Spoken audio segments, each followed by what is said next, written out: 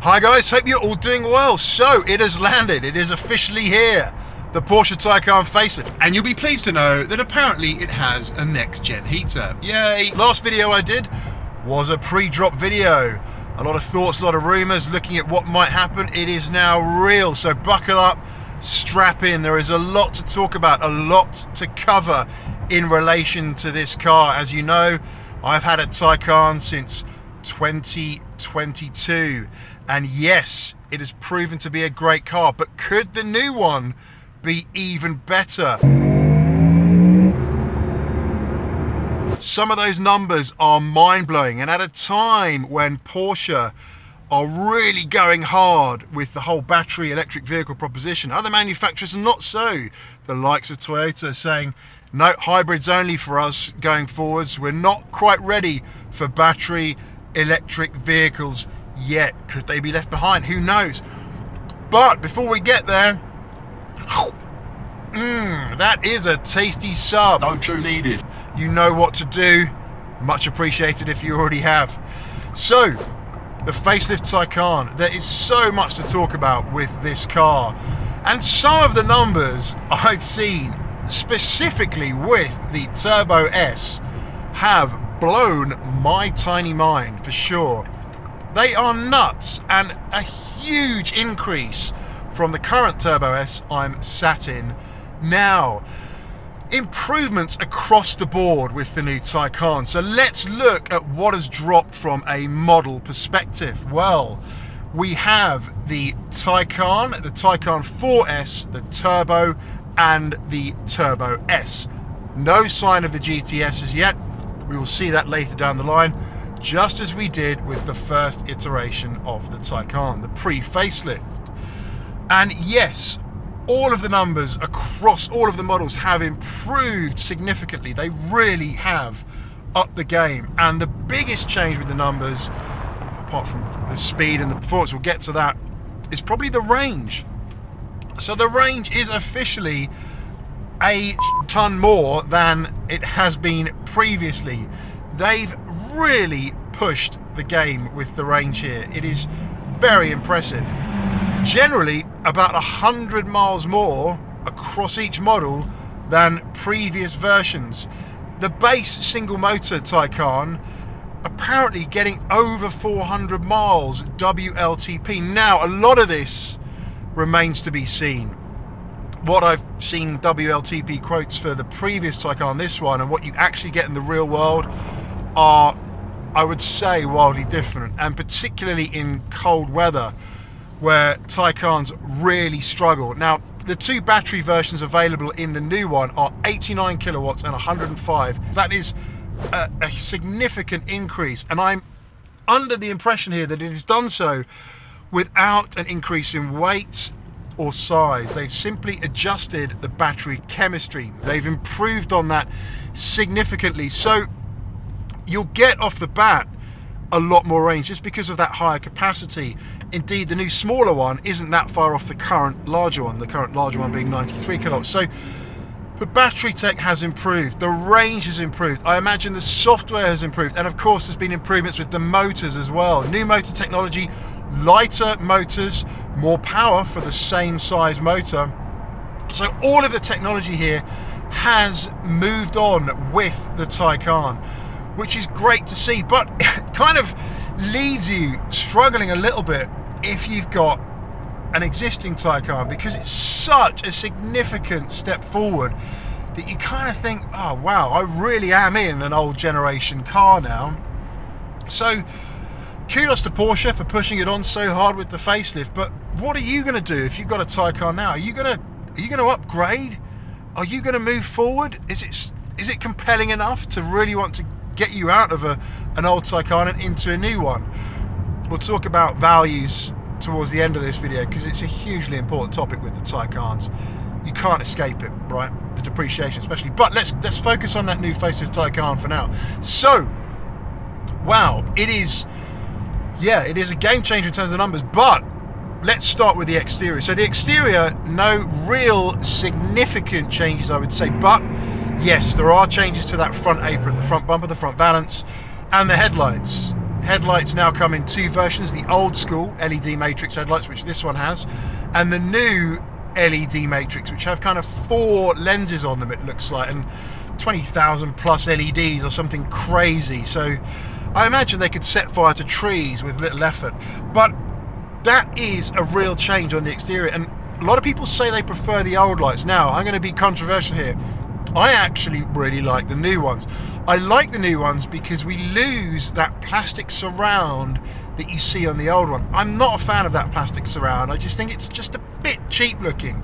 And there's 2 versions of frontage on the new Taycan. There is the version that you get with the base Taycan and the 4S, which is kind of just really smoothed off, and then the more aggressive Turbo and Turbo S version. And you can see there, you kind of got this extra bit of plastic facade, if you like, that kind of sits there looking a bit more menacing, right?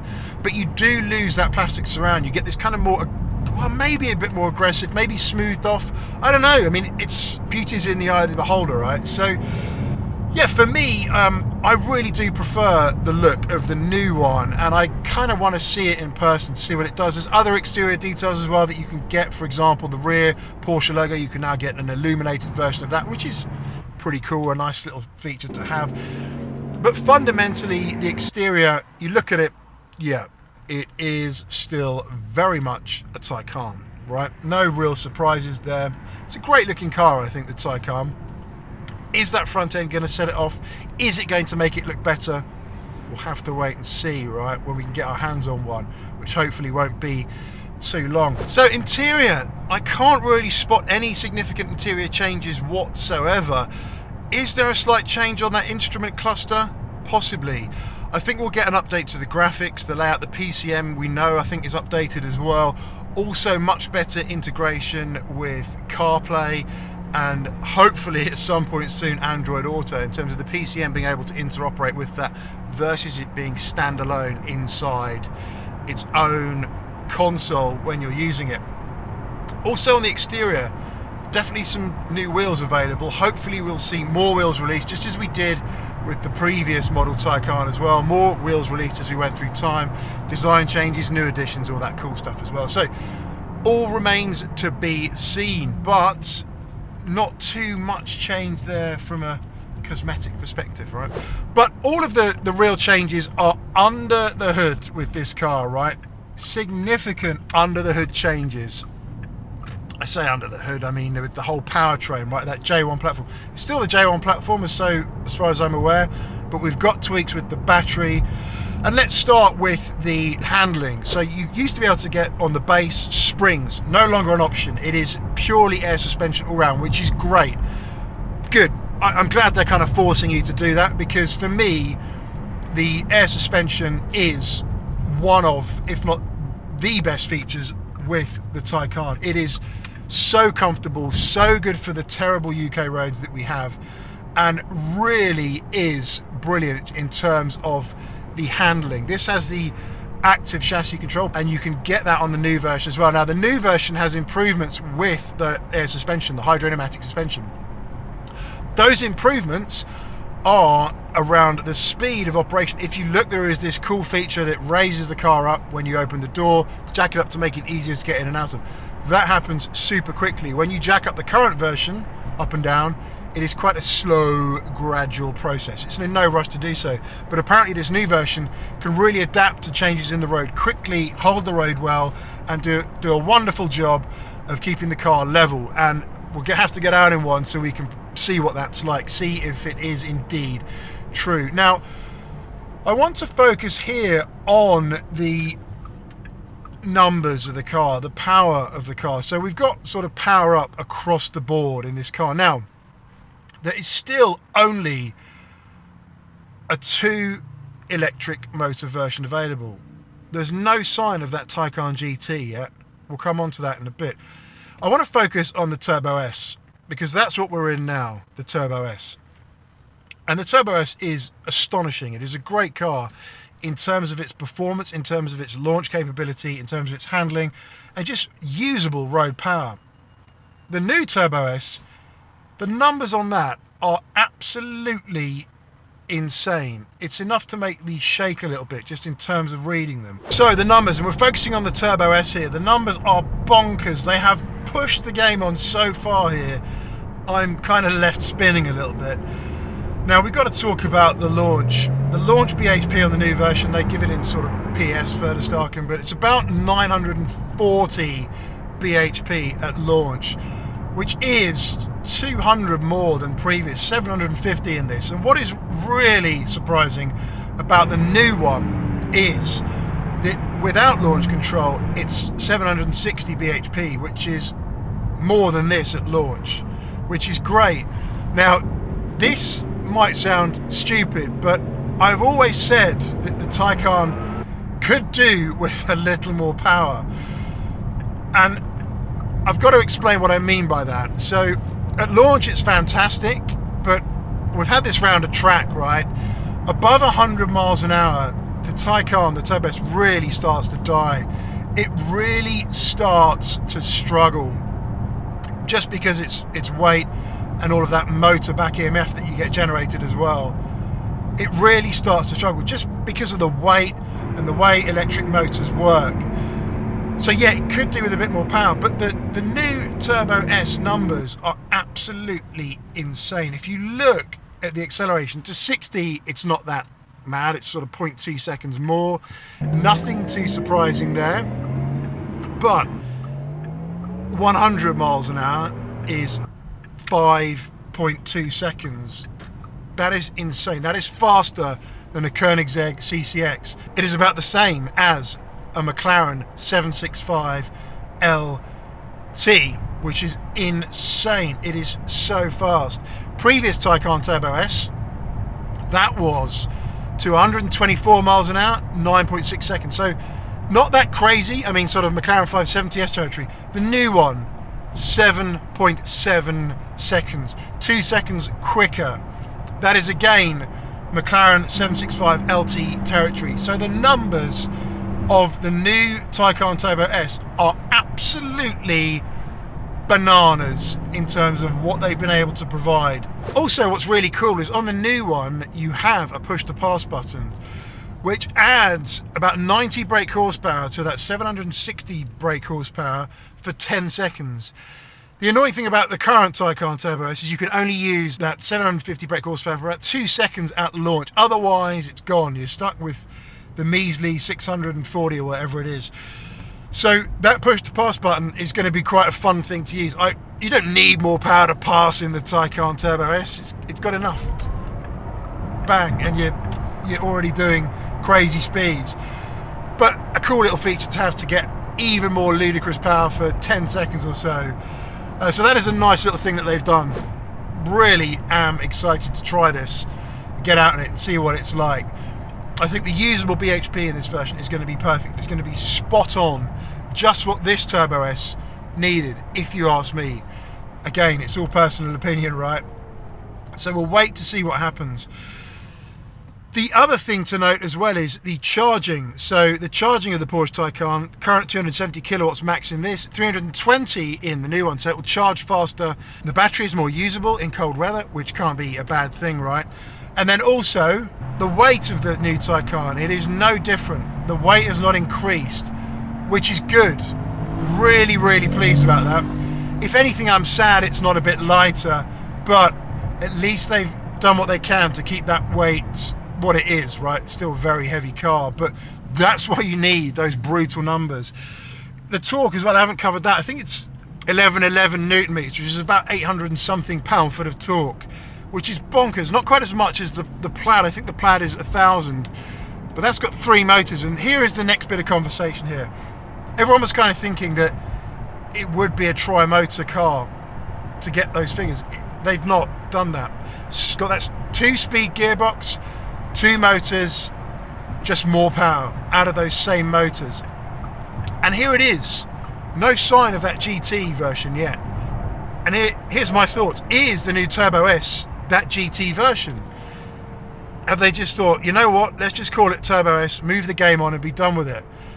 Is there still a GT in the works with even more power? Is the Turbo S the same car that was just 2 seconds or so off the the rematch Nevera around the Nürburgring. Again, throwing up so many questions here. Do Porsche think that a GT version of the Taycan is too risky? Bringing me on to my next point, the cost. The new Turbo S is an eye-watering £160,000 base, which is enough to make you choke on your jacket potato and question your very existence here. How have we ended up in a situation where Porsche are making an electric vehicle that costs £160,000? How on earth have we got here? Yes, my brain is fried trying to work this one out. It is a very, very expensive proposition for an EV. For an EV that we know currently is depreciating like a rock. Whole EV market in general depreciating. People shunning EVs, deciding they're not ready, deciding they want to go back to ICE. We've had the extension, the stay of execution for ICE cars in the UK, right? 160 grand base, 170 plus with options, easy. It is a significant outlay for an EV of any description, right? An EV that is probably going to depreciate. Now, here's the other thing as well. I still think businesses will continue to purchase the Taycan from new. I really do.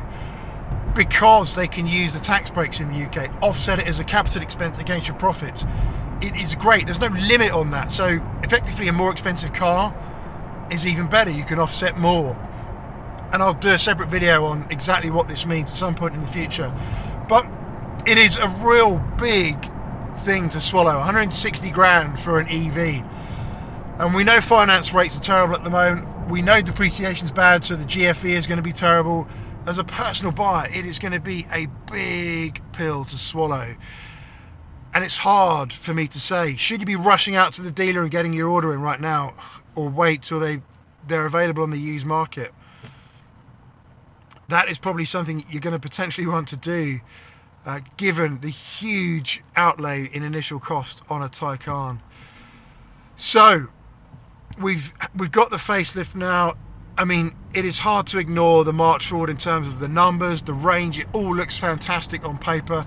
I'm sure a lot of people will be very compelled to get on board with one, especially if you can get one through your company car scheme, you know, and you don't have to worry about the depreciation, etc. So a really nice proposition potentially. We'll discuss more on this topic as time goes forward. There's still a lot to cover for sure, but great offering in terms of the numbers. We'll call it a day for this video.